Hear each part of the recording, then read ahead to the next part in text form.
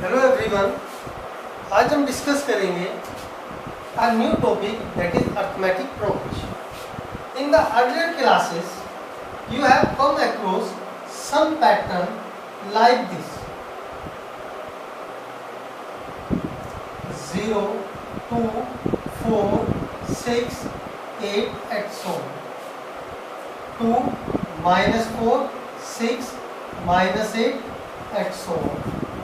1/2, 2/3, 3/4, and so on. तो ये pattern आप लोगों ने आपने पढ़े हैं, इन पैटर्न्स को हम बोलते हैं sequence. This pattern is called sequence. अब सीक्वेंस क्या है? ये नंबर्स के पैटर्न है. अगर आप ध्यान से देखो, ये जो सेकंड नंबर आया, फर्स्ट नंबर से 2 प्लस करके है, थर्ड नंबर सेकंड नंबर से 2 प्लस करके है, नेक्स्ट नंबर अगेन 2 प्लस करके है. इन द सेम वे हमारे पास डिफरेंट पैटर्न. तो इस टाइप के पैटर्न्स के नंबर्स को हम क्या बोलते हैं? सीक्वेंस बोलते हैं. यानी सीक्वेंस क्या चीज हुई? ये सक्सेशन ऑफ नंबर्स हुआ in which every number follow the previous number according to a definite rule. तो जो सेकंड नंबर है वो पहले नंबर को एक पर्टिकुलर रूल के अकॉर्डिंग फॉलो करता है. तो इस तरीके से जो पैटर्न हमारे पास बन के आता है उसे हम सीक्वेंस बोलते हैं. The nth term of the sequence is denoted by an. जैसे अगर हम इसकी nth टर्म लिखें तो इसकी nth टर्म 2n-1 होगी. अगर हम इसमें n को 1 पुट कर दें तो a1 मिलेगा which is equal to 1. n को 2 पुट कर दें तो a2 मिलेगा विच इज इक्वल टू 3. ऐसे n को 3 पुट कर दें तो a3 मिलेगा विच इज इक्वल टू 5. तो ये पैटर्न बन गया हमारे पास. तो ऐसे पैटर्न को हम क्या बोलते हैं? सीक्वेंस बोलते हैं. अब हम एक स्पेशल टाइप के पैटर्न की बात करेंगे जिसको हम बोलेंगे अरिथमेटिक प्रोग्रेशन. तो arithmetic progression is also a sequence but the pattern in the sequence is fixed. ये कह रहा है if the difference between, ये कह रहा है if the difference between any two consecutive term of a sequence is always the same. अगर हम बात करें, ये कह रहा है कि अगर हम ये हमने एक सीक्वेंस बनाया,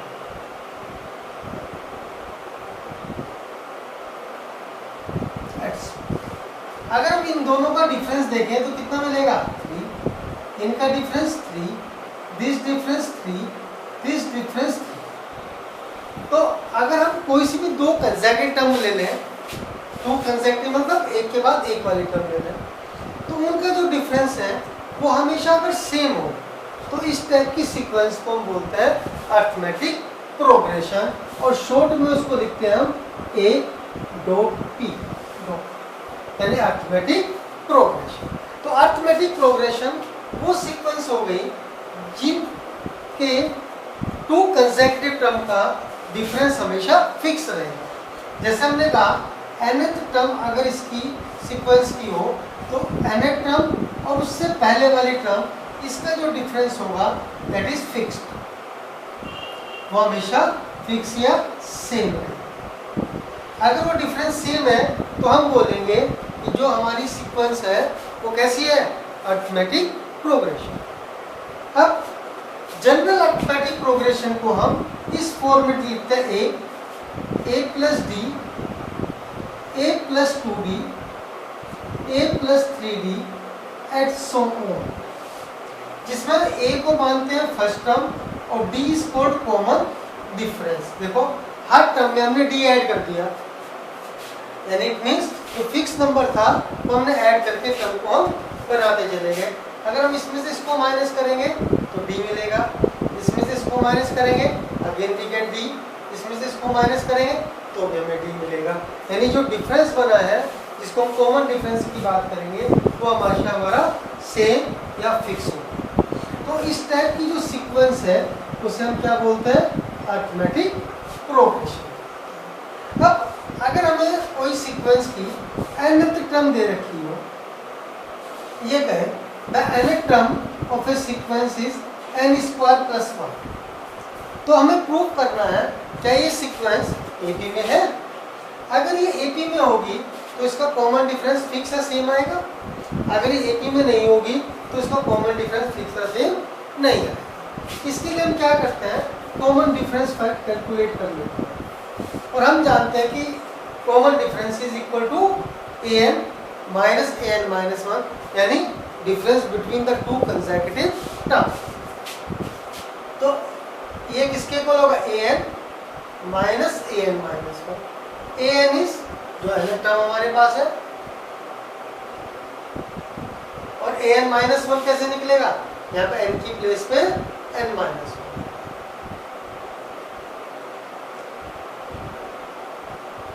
अब इसको हम अगर खोलें तो n² + 1 माइनस 2n प्लस, हमें मिल गया n² + 1 minus n² + 2n + 2, n² cancel with n², तो वी गेट 2n + 3।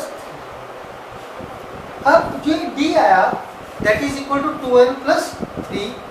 अब it is depend on n, अगर n1 होगा तो d की वैल्यू 5 होगी, n2 होगा तो d की वैल्यू 7 हो गई। इट मींस d हमारे पास फिक्स नहीं हुआ।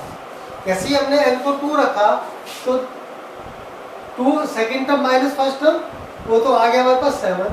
n को हमने 3 रखा तो third term minus second term, और वो आ गया हमारे पास 9। तो इट मींस क्या हुआ, कॉमन डिफरेंस सेम नहीं हुआ, तो it is not the nth term of a AP। तो ये AP के nth टर्म नहीं है। बट इन केस अगर ये 2n ना होता, ओनली 3 होता, तब हमारे पास क्या बन जाती, it is the nth term of an AP। क्योंकि अब ये जो नंबर हमारे पास आया, दिस नंबर इज फिक्स्ड, तो इसका मतलब ये it does not depend on the number of terms, ये नंबर ऑफ टर्म के ऊपर डिपेंड नहीं है। इसलिए हमने इसको क्या बोला कि जो सीक्वेंस है वो हमारी अरिथमेटिक प्रोग्रेशन। अब मान लो सपोज हमें एक सीक्वेंस दी, इसमें हमने एक सीक्वेंस लिखी, जनरल सीक्वेंस लिखी which is a + d, a + 2d and so on। अब इसने कहा कि find the 15th term of this sequence, इसकी 15 टर्म निकालनी है। यानी हमें फिर कहा जाए 7, 10 and so on। Find the 15th term of this sequence, यानी दिस अरिथमेटिक प्रोग्रेशन। ये वे तो ये है कि हम इसको डायरेक्ट लिखते चले जाएं, और जहां हम 15th नंबर पे पहुंच गए तो हमारी 15th टर्म है। बट अगर इन्हें 15 की जगह हमने कहा 65 टर्म्स निकालो, तो इसका मतलब क्या हुआ, इसको हमें लिखते चले जाना है, और कहाँ तक लिखना है, 65 तक। तो अगर इसने कहा 1001 टर्म निकालो, तो क्या हम इसे 1001 टाइम्स लिखेंगे। तो अगर हम इस वे में चलते जाएंगे तो ये क्वेश्चन बहुत लेंथी हो जाएगा, और हम इसको सोल्व नहीं कर पाएंगे, या कर पाएंगे तो it will take a long time, और बहुत सारा टाइम ये खा लेगा। तो इसके लिए हमने यहाँ से डिस्कवर किया it is the first term, it is the second term, it is the third term, और next is fourth term, then fifth term at so on। अगर हम इस पैटर्न को देखें तो फर्स्ट टर्म इज a,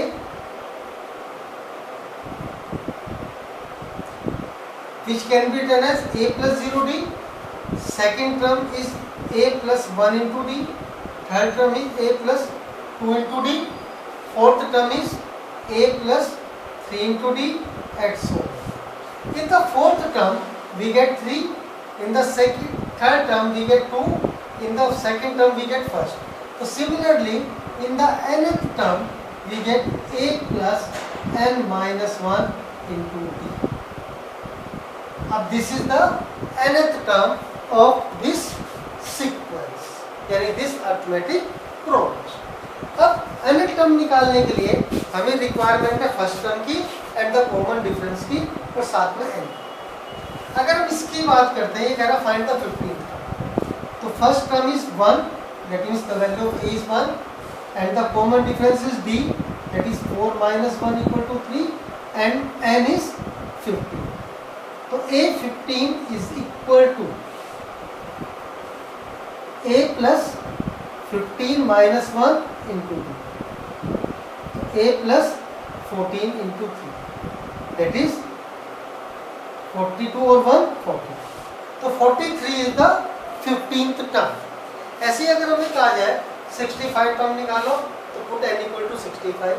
अगर हमें 1001 टर्म्स बोला जाए तो पुट n equal to 1001. तो हम इस वे में नंबर ऑफ टर्म जो भी हमारे पास हो वो निकाल सकते. अगर हम इस एक्सप्रेशन को ध्यान से देखें, this expression is linear in n. ये एक्सप्रेशन लीनियर है किसमें, n में. तो इसका मतलब ये हो गया कि जो हमारी अर्थमेटिक प्रोग्रेशन है उसकी nth टर्म हमेशा लीनियर होगी किसमें, n में. अगर हमें कहा जाए the nth term of a sequence is 2n plus 1, तो हम डायरेक्ट कह देंगे this sequence is arithmetic progression because the nth term is the linear expression in n. तो nth term हमारी क्या हुई, linear expression हुई किसमें, n में.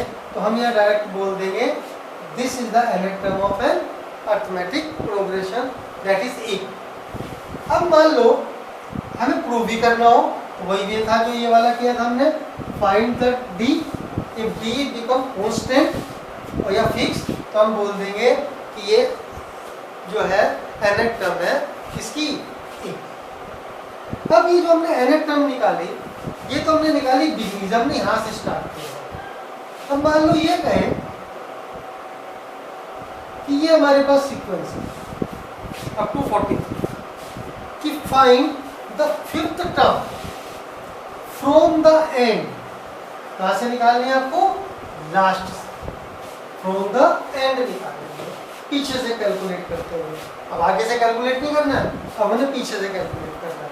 यानी इससे पहले वाली टर्म 40, इससे पहले वाली टर्म 37, ऐसे कैलकुलेट करना है. तो हमने निकालना है.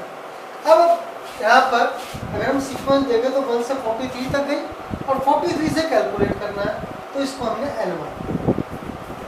तो nth term from the end, एक वे तो इसको उल्टा लिख लो, दूसरा जो है ये है l minus n minus 1 into. तो ये होगी nth term from the end. अब इसने कहा fifth term from the end निकालनी है, तो fifth term from the end, l is 43, 5 minus 1 d कितना है,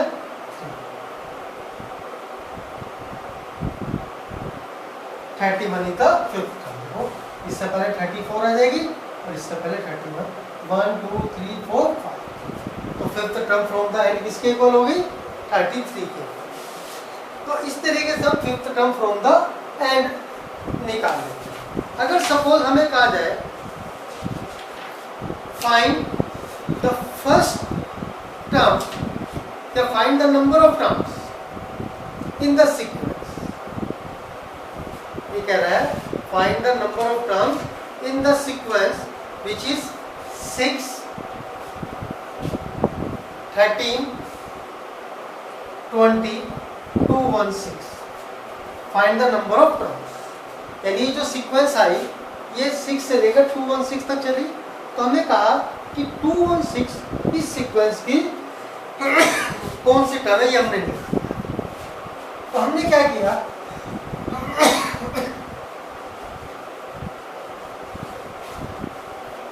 कंसीडर कर लिया कि 216 is the nth term is 216. तो हम ये n की वैल्यू निकालेंगे. a कितना है इसके अंदर 6, d कितना है 30. तो 216 equal to a plus n minus 1 into sorry d, that is 13 minus 6 equal to 7.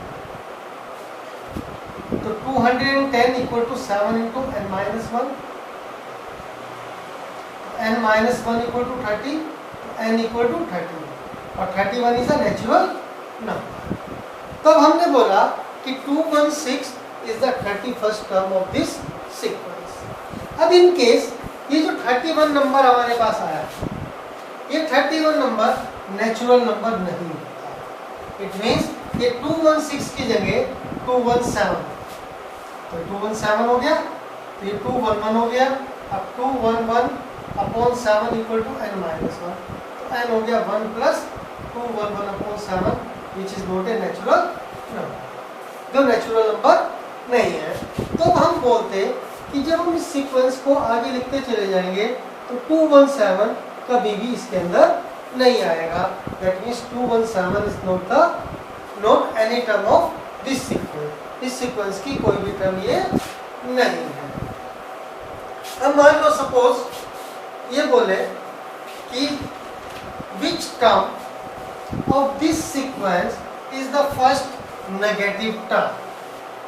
एक हम सीक्वेंस लिखते हैं,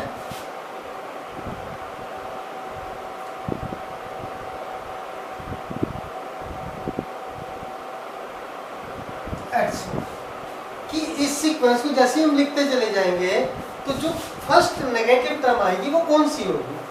हमने मान लिया the nth term is the first negative term. अगर nth term first negative term है तो it should be less than 0। In this sequence first term is 21 n minus 1, common difference is -1। ये ध्यान रखना, सेकंड में से फर्स्ट को minus करेंगे, फर्स्ट में से सेकंड को नहीं करेंगे। It is always less than 0. So 21 minus 3n plus 3 is less than 0. So 3n is greater than 24. n is greater than 8. तो इसका मतलब ये हुआ कि 9th टर्म नेगेटिव होगी और 8th टर्म हमारी 0 होगी। बट हमको कौन सी चाहिए? नेगेटिव। तो it means 9th term is the first negative term of this sequence. तो आज हमने इस वीडियो में nth term of an arithmetic progression की बात की, from the beginning and from the end. From the beginning हमने ये लिखा था a plus n minus 1 into d, और from the end हमने ये लिखा था l minus n minus 1 into d। अगर हम इन दोनों को ऐड कर दें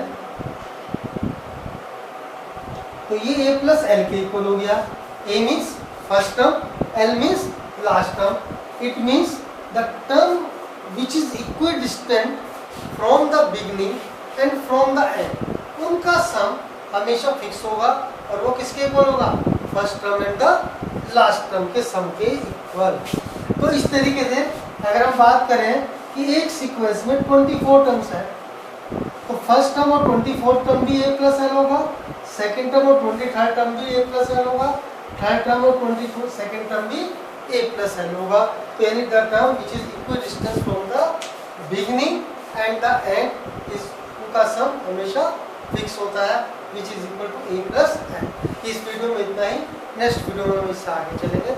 टिल देन थैंक यू।